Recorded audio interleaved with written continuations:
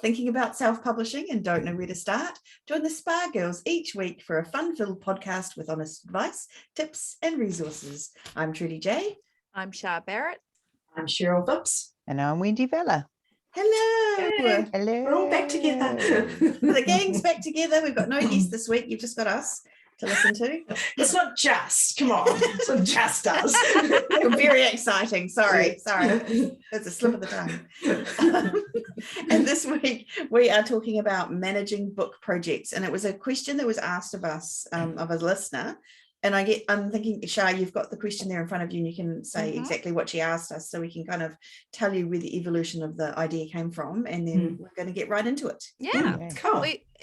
Absolutely. We've actually had this a couple of times over the years too, but this is our most recent one and it's worded very well. So let me go through it. Right. How do you structure the way you work on projects? Do you have one book on the go at the time or multiple projects in different stages? I ask because I've always worked on several things at once, but that has become overwhelming. So I'm trying to transition to a more focused approach on one book at a time, but I see some authors on Facebook posting how they're already working on 2023 books, in which case they must have lots to juggle. So I'm curious to hear your thoughts and how you each manage this. Right. Good question. Yeah. And I've seen those authors talking about 2023 and further out as well. And obviously in the traditional world, that is what happens. They're working sort of 2 or 3 years They're not necessarily working on multiple projects. They're working on one project just for next year. Yeah. And we've had authors on the podcast, haven't we, that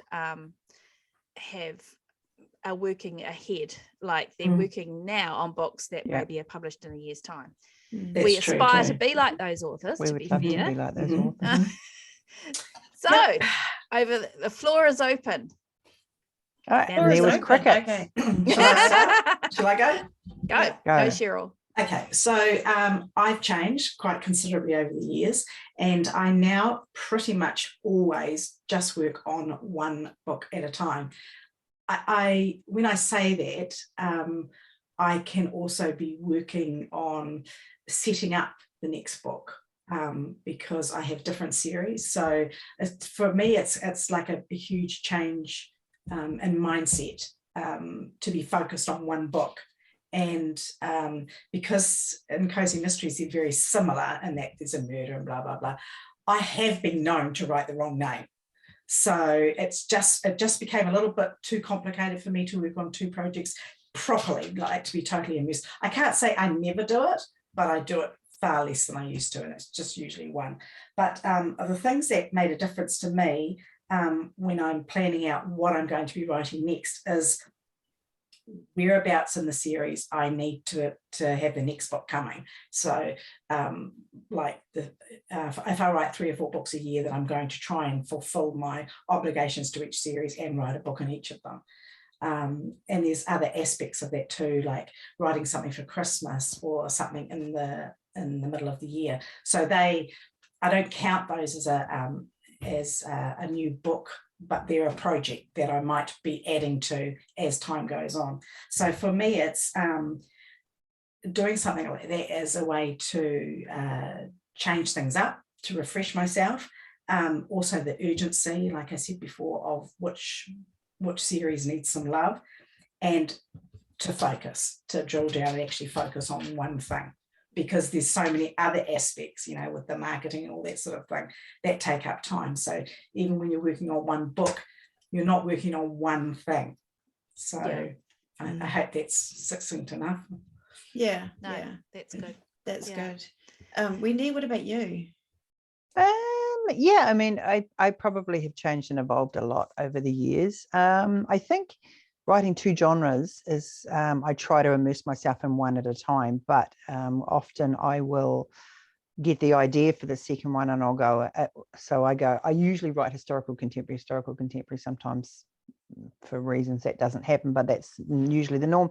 So I'll write, as soon as the premise comes to me of what the next book's going to be, I'll go in and set up a Scrivener document and go in and write some detail, like start writing it, almost the first sort of chapter or something like that. So it's more of a impulse thing. It'll be surprised you to know, more so than a planning thing. I do write series, so there's an expectation that I must have this book at this time, or this must follow on. But basically, I'm pretty ad lib.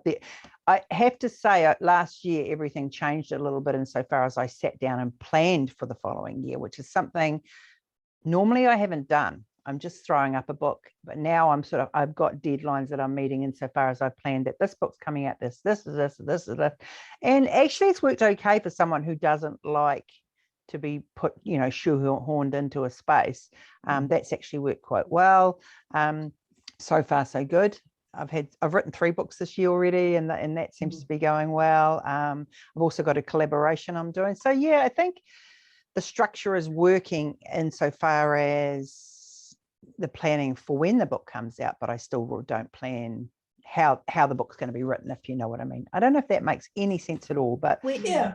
No, it doesn't. It doesn't. Thanks. Just spin that my way. No, I got all the planning, but no, when you say explain, ask me some questions. How the book's going to be written, by that you mean what the actual, like the storyline. The She means the storyline because she doesn't like planning the storyline. So yeah, the storyline. Do you mean, do I know what the story? Do I plan the storyline? Is that where you come in with that? Yeah, question? that's what I was wondering. You don't know me that after all these years. No, I do, but I'm pretending I don't. Oh, okay, it's a pretending thing. Sorry, I didn't know. So no plotting on this front, but I'm writing book 11. I'm moving into book 11 shortly for a series. So there's a certain amount of things that need to be happening in this book because there's 10 other couples there. Yeah. So that side of it. But basically, I have planning. I have a spreadsheet clearly. And that works. And then I carried the Scrivener premise from the last book document to the new document, and then away I go with that. So that is, if that's where you're coming from. Yeah, I know. But so basically, first draft, I knock that out however I want it to be, and then I go back in the second draft, and then I fill in the things like getting the names right, eye color right, stuff like that, because I can't write a book that slowly. And have to stop every 5 minutes and ensure that I have this right, that right, that right, that right. So it's important for me to just get in there so I can write the first draft in 3 or 4 weeks. And then that's when the real tough stuff starts. So then I'll start with that. So yeah, if that's where you were coming from, that's where I was. But you stay with, you like Cheryl, you're writing one book at a time? I do, usually? Mostly. Having said that, I've just having a foray into Radish. So I'm writing Radish at the same time as what I'm writing, whatever I'm writing. Do you know what I mean? So because my deadlines are quite tight this year, I'm having to do that at night. So that's Radish is my night writing. And then I'm also trying to get the next book, which is the contemporary, sort of up and running in my head so I can just cruise straight into it.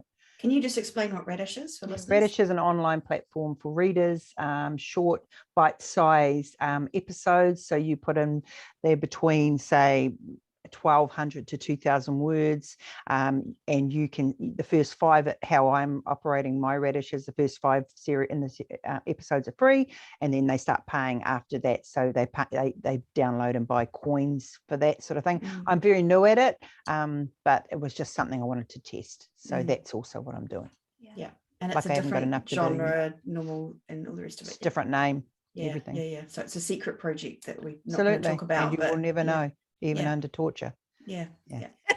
Awesome to know. I get to torture Wendy. Yay.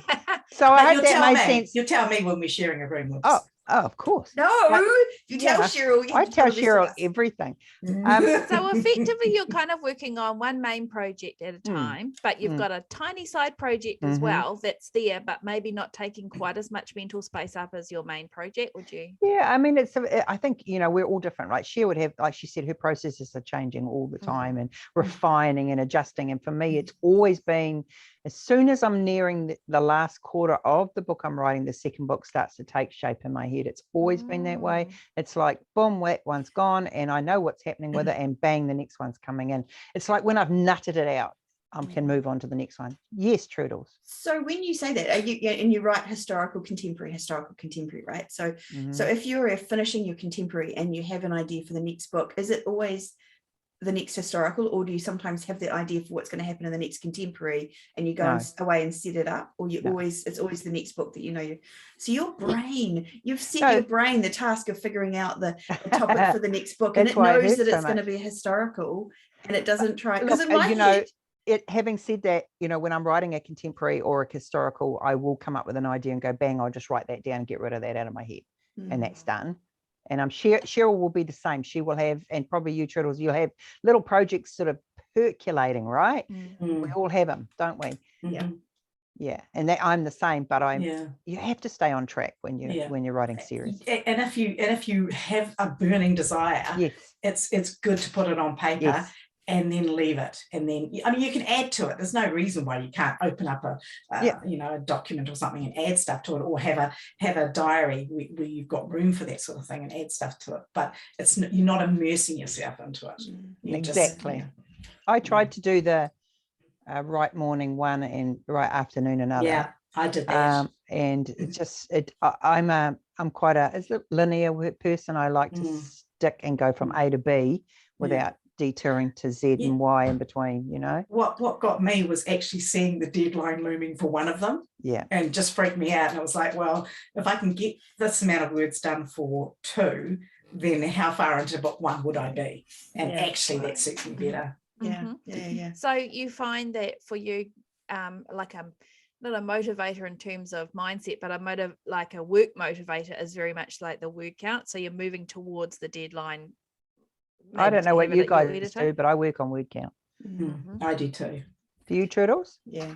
How do you work, Trudy? Are you a one project at a time girl, or more than one? Yeah, I am. I'm like the other guys. I tried to work on a couple, but actually, what happened? I went to a project management kind of seminar workshop thing years ago when I was working at Unitech, and one of the basic tenets that they talked about was the idea of how to manage multiple projects.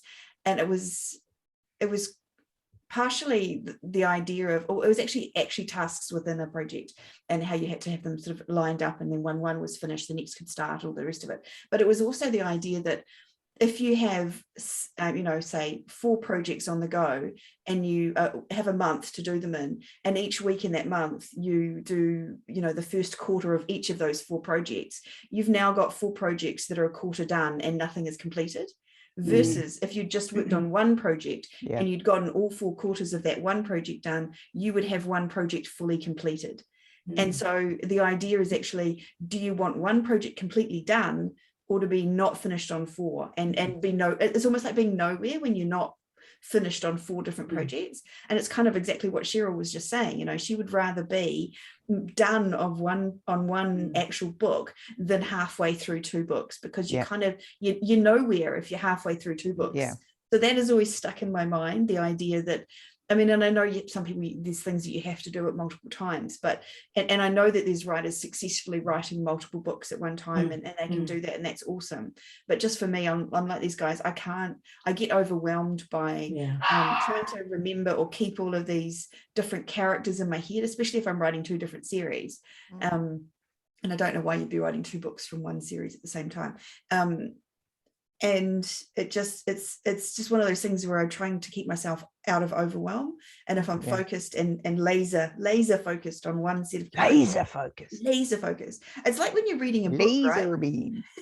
Yes, laser beam. It's like when you're reading. That for me, writing is very similar to reading, and that I get immersed in the world. If it's a good book and I love the characters, I get immersed in that world, and I literally don't want to come out into the real world, let alone another book's world. Like I almost don't get people reading multiple books at one time unless they're very, I don't know, one's a non-fiction and one's a fiction, because when I'm reading in a book, I just love those characters so much. I want to be in that world and live their lives. And then same for me when I'm writing, I want to live in that world and be in there with them. And it's just, that's how my brain works, I guess.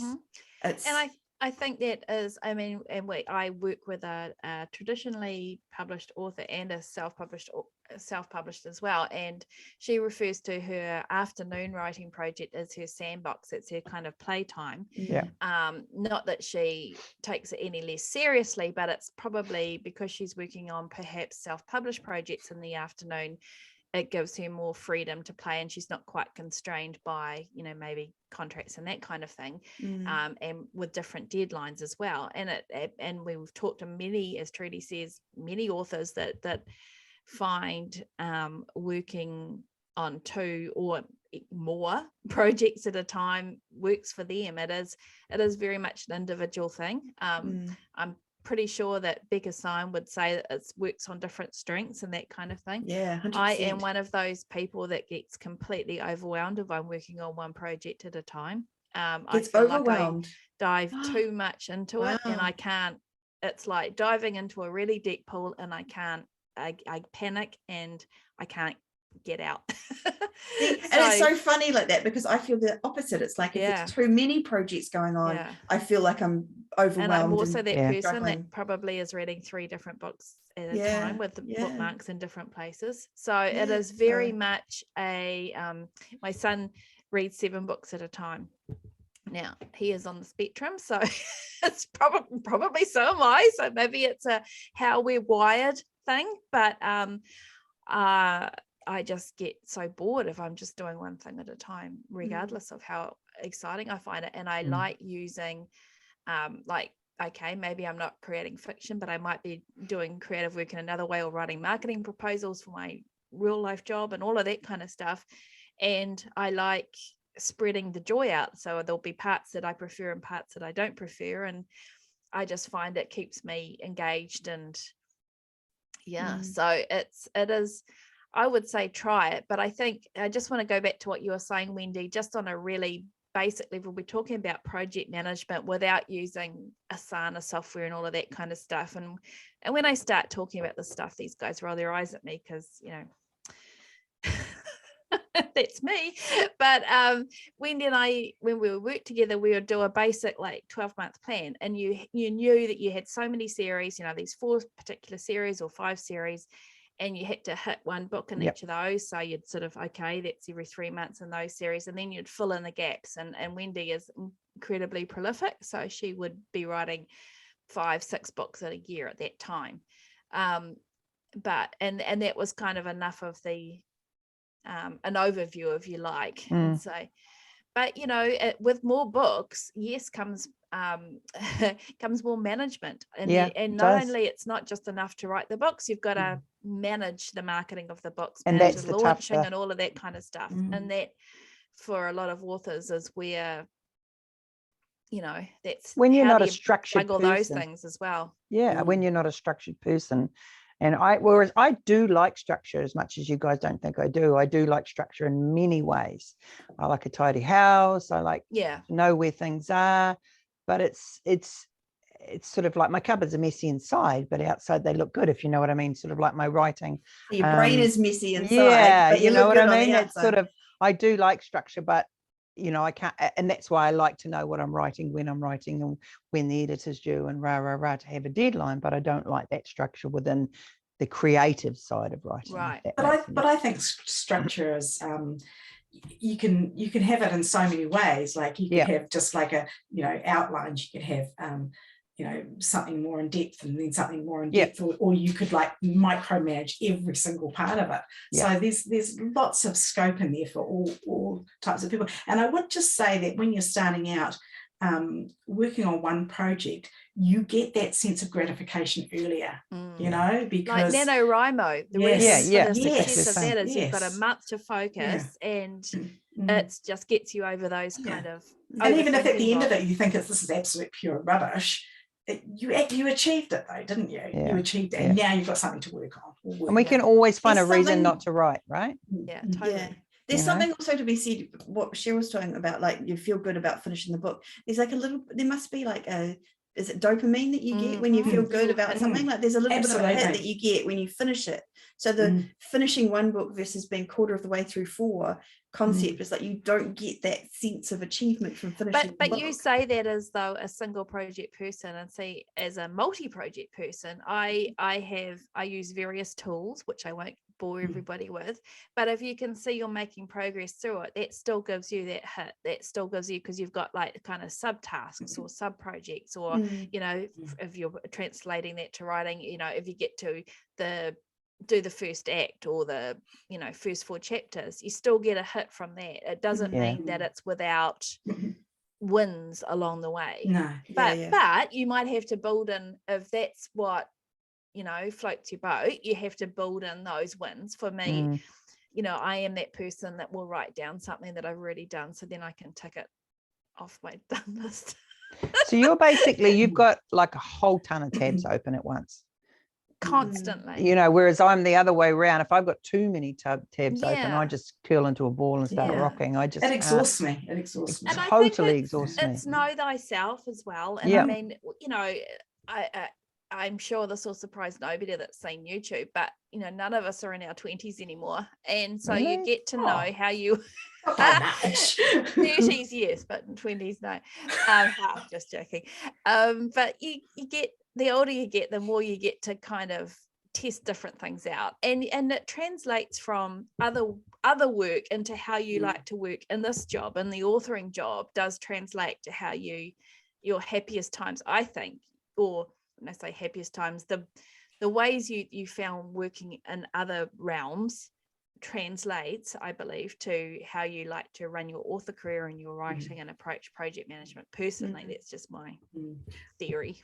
Yeah, I think that's true. The only other thing I would say is that, for example, writing a book to me is a different thing entirely from like the marketing of the book, and they take a different part of your brain. It's like a different kind of side of your brain. So marketing and the social media and all those kinds of things, I can do multiple things along those process at a time. Like, you know, we do the podcast as well as doing everything else. Like I can do those kinds of things, but there's something about the process of writing a book that takes you got to go in so deep that I just couldn't go that deep on multiple books.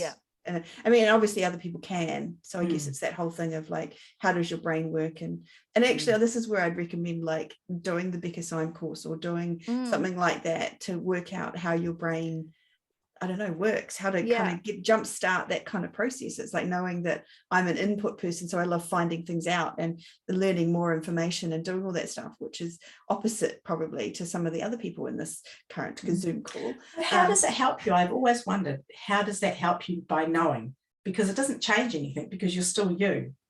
I think knowledge is power. I really do. And I think I thought for so long as why I wasn't like you guys, or why I wasn't like operating like I saw other people. And if you not only find people that operate the same way as you, there's a validation to that.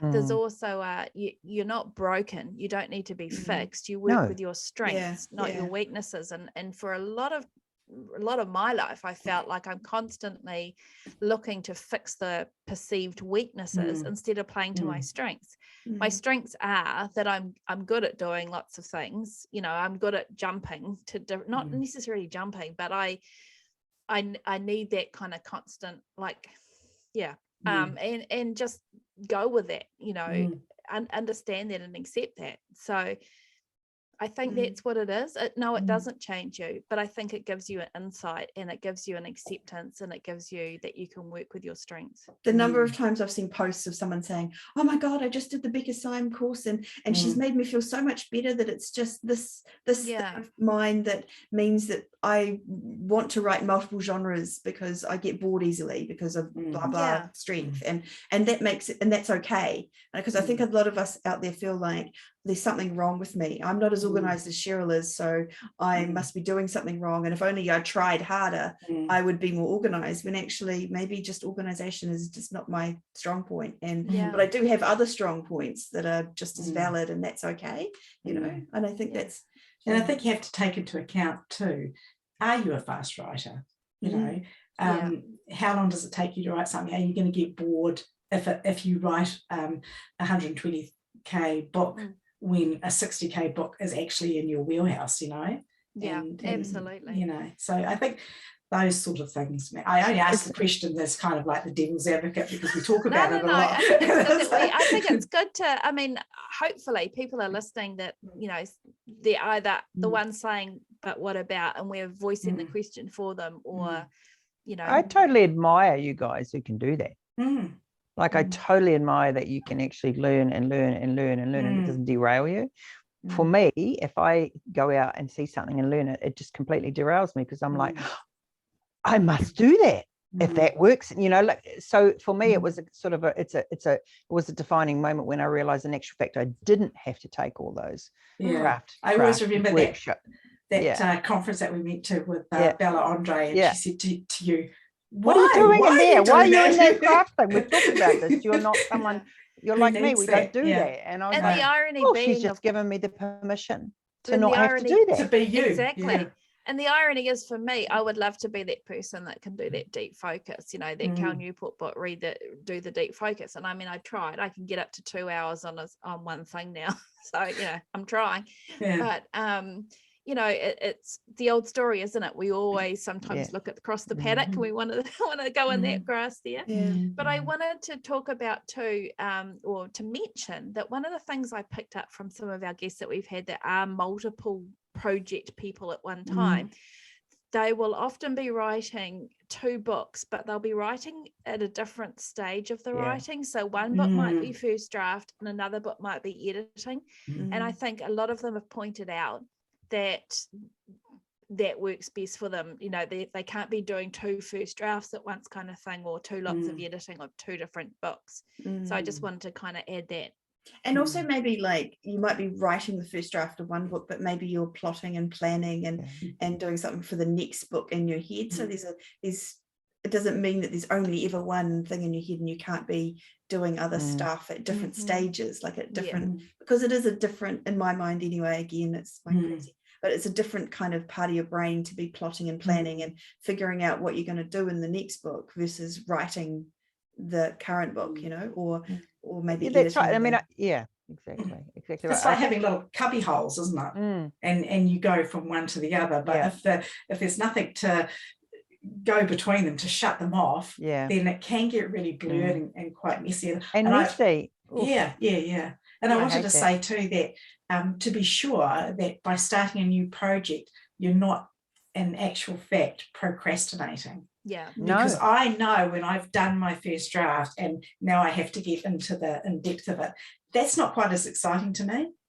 I'm the other way around. That's the exciting part. And like doing an edit, that's not exciting to me. So another project is looking pretty spicy right now. I'm like, I could get into it, and especially if you're already on that track of thinking about what it's going to be. So I just be aware of that, I think. Absolutely. And I think it's really understanding this sort of thing is good because you understand how easily you can get overwhelmed. And for me, I can easily get overwhelmed if I've got too many balls in the air. I'm not like you guys insofar as if I know that I have to do that,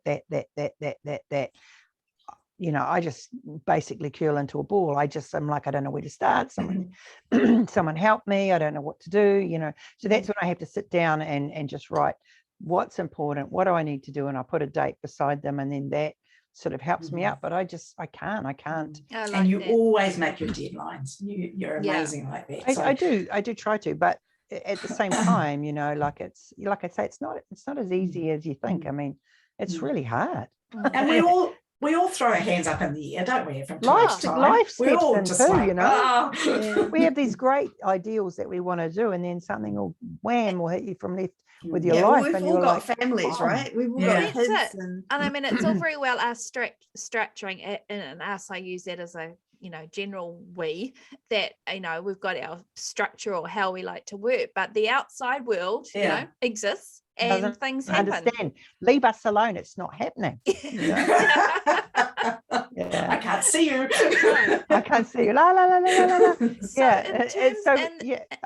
And also it also there is, I mean, you guys are full-time writers at home. But I mean, for people that are part-time writing as well as working a full-time job or part-time job or other things as well, there's a limit on how many projects I think like physically you can handle too, you know. So I think that comes into the equation as well, doesn't it? Yeah. Even emotionally, right? Like that's what we all found during COVID. It's like your emotional or your mental capacity is sort Totally. of different to when you kind of everything is easy and you don't have any issues going on around you. I feel like I'm only just starting now to just, you know, have more tabs open, as we Yeah, would yeah. say. Well, Finding the flow zone is really hard too, you know, Yeah. like and that's another thing that comes with more having to write more books, is that flow zone that you wrote really well in, when you didn't have the pressure, it doesn't come as easily as it does when you do have the pressure, you know. Yeah. So there's all those sort of Yeah. different things. And I think, Sorry, so Sheila. maybe we could go over some of what your perceived pros and cons are about your own working.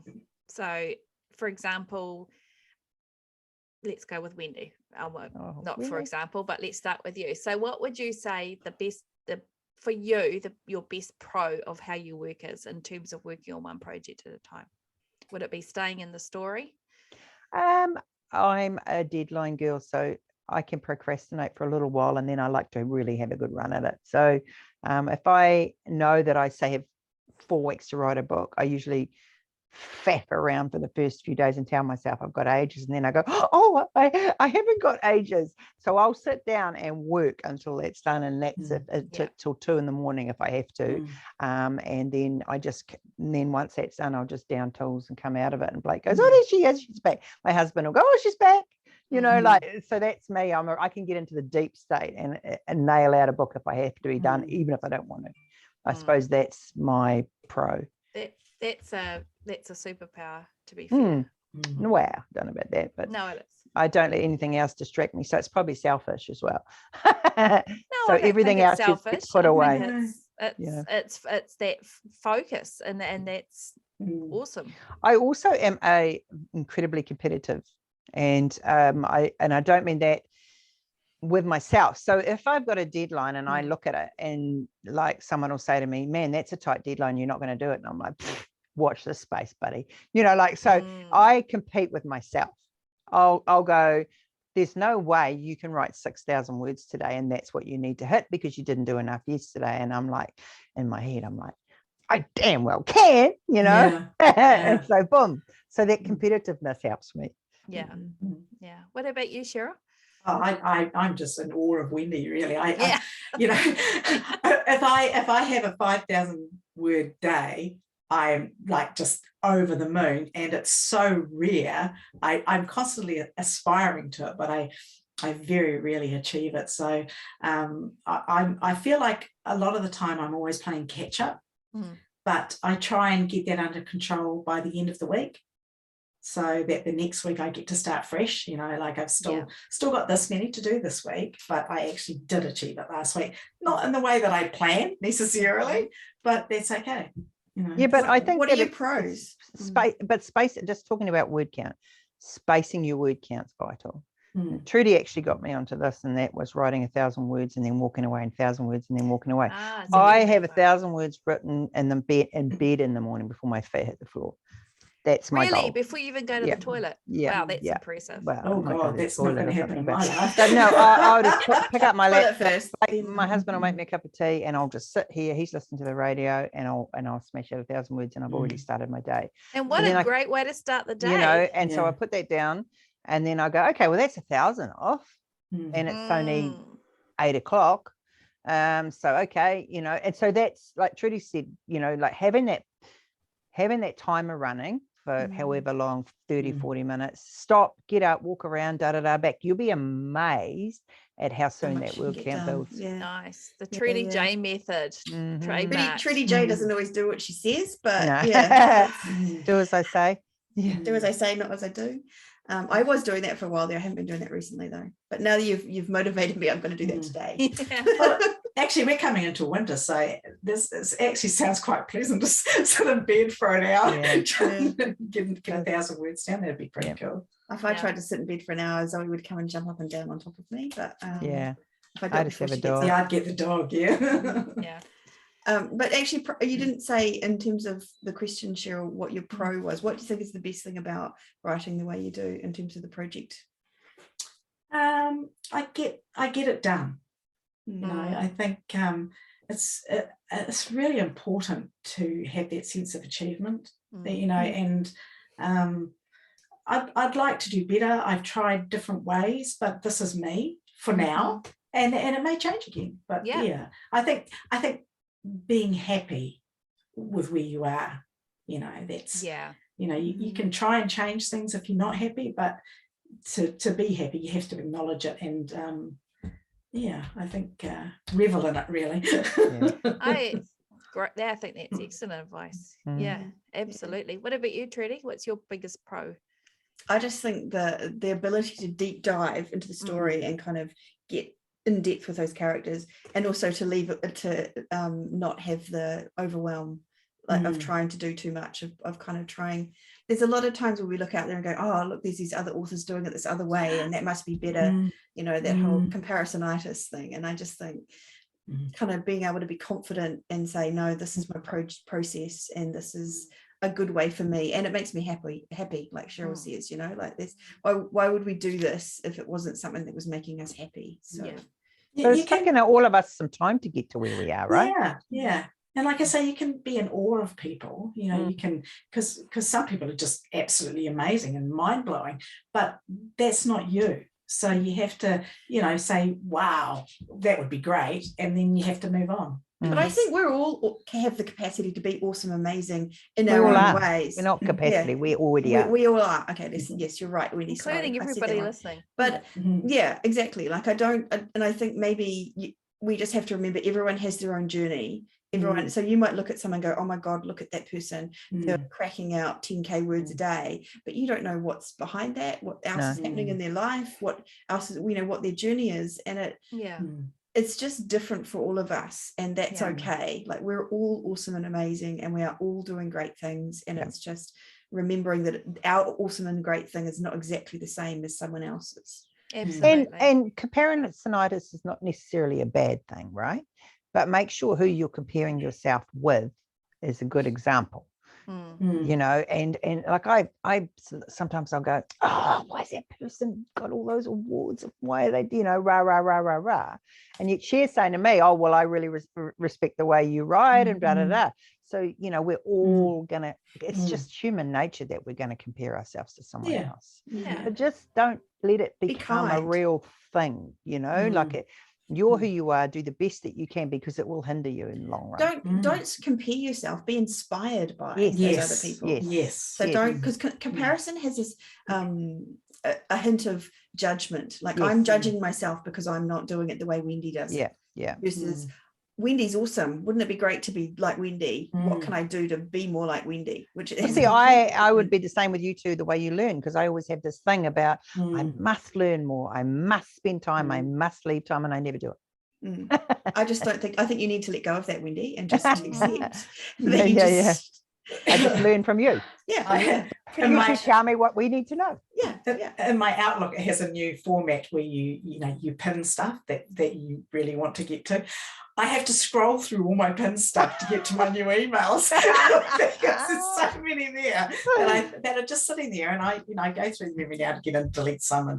But you know, there are lots of things that I'd like to learn and lots of things I'd like to know, but there's only so much time. I think I've taken 2 courses or 2 or 3 courses in my lifetime with writing, and I've only ever got through the bits that I want to get through. I have never gone from the start to the finish. But you know what, that's okay too. As a wise person wrote last week, and just a heads up on how she manages her overwhelming learning desire and courses, that it's okay to pick out, because it's always in every course is going to be things that are relevant and things that aren't, and I think give yourself permission to skip through the stuff. Exactly. I think that's the best way to do it. Why listen to all the boring guff that you don't want to listen to? Because the linear person within me wants to go. Well, you need to get over that. What if there was something you missed? You know, and that's, you can do that in multiple, like I'm just thinking, when I decided I wanted to know what my Clifton strengths were, and I started looking on Becca Syme's website, and I was looking up all the different courses, and I was like, bugger this, I don't want to do a course. And so I just went straight to them and I said, look, how do I do this? What's the best way? And they said, well, Yeah. you could do a coaching call. It's like, that's me. I'm going to do it. Yeah. And I just did a 1 hour coaching session with Becca. I did the Clifton Strengths thing before I did the session. She looked at that before we had the session. She sat me down, said this, this, and this, and that's how it. And so I just spent that time, you know, instead of doing the whatever it was, 6-week course and you know, like, and maybe I would have gotten more information from doing the 6-week course, but I didn't want all that extra information. I just wanted to know what my strengths were, and I just wanted to talk to Becca about it and have her tell me one-on-one. And you know, like, and there's, I would rather have that. and I That think was a you better can do use that. of your time. Yeah. That's And so why I there's- go to YouTube. right. Like you go to YouTube and you look up exactly what you want to know. You find the one video on exactly what you want to know. Hopefully it's by a reputable person, and you listen to that versus faffing around and buying. I don't courses. read. I just Or you come and listen to a Spy Girls podcast. Yeah, well, Hey, listen to us of course. riffing off about nothing for the Yeah, Okay, so wrapping this up, we're coming to the end of our time here. So if somebody's unsure about what's the best method for managing projects for themselves, if they're, you know, fairly new in their career, what would be your advice of how they go about figuring it out? You're talking writing project? Yes, book projects. Yes. Well, probably for me, it would be Scrivener, if that's what you mean. No, Is that what you I mean? mean how they figure out the best process. You just for have them. to try it. You just have to Yeah, try it. I'll try it I mean, and if error. you've never written a book, you have to do that first. Because Yeah. only by writing a book will you know how long it takes. Yeah. So how many can you fit into a year? Or, you know, how many words do you need per week, or things like that. And just write one book. Don't write and Yes. don't rewrite the Yes. first 3 chapters of the same book for 10 No. years. No. Like, And if you're an write organized one person, book. get the word count you want, break it down into X amount of days, however long you want you to write it, put that total at the top of your diary if you're someone who works with something like that, and then just cross that little sucker off every day. If that works for you, that can be quite a good motivator. I think building some rewards would be my advice. Absolutely. Rewards along this way. We're not whatever talking works for chocolate you. necessarily, Not but necessarily, it but works. If though. if it works, you know, that's Yeah. fine too. And I would also think too, you know, look, I would just say cut yourself some slack. Like, I think it's very, very easy to look around and think everybody else has got their SHIT together and are more productive and are publishing 17 million books a year, and you're struggling to get 2 out, kind of thing. You know, nobody has it okay. all together. People may look like they have, but they haven't. It took us years to write our first book. Yeah. And Years to that's publish our very first common. book. How many, in fact, I would say pretty much everybody that we've had on the podcast, author wise, has 5 years it took me. Not everyone. Sometimes people are just write a book, get it up. We've had a few of those on the podcast, but it's no, you know, it's just people work differently. We don't like them though, right?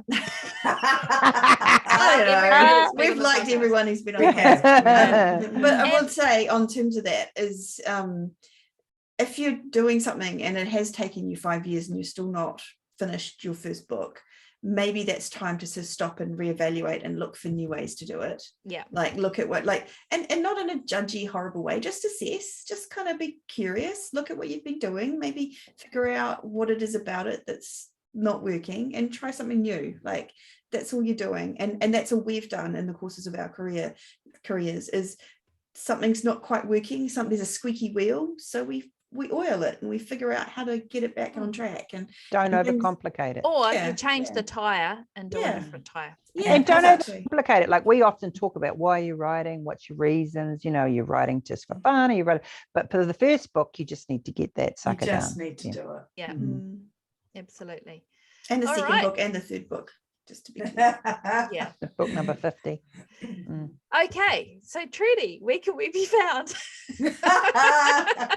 God knows, I don't know. That's why I always ask someone else. Okay, spygirlspodcast.com. Nice. And we can be found on Facebook, so you can pop in there and see us. We have set up recently this amazing thing called Patreon for the Spy Girls. So if you have any desire at all to go and support us, to buy us a cup of coffee, to help us out, we would love that. We would love that. Grease our wheels. We've been doing this for free for the last 6 years, and we loved it. We no pretending here. We love doing what we do. We really enjoy it. We do need a coffee. Well, we do like our coffees. We do enjoy a muffin sometimes. Yeah. So if you want go and do that for us, we would be very, very grateful. We would be appreciative.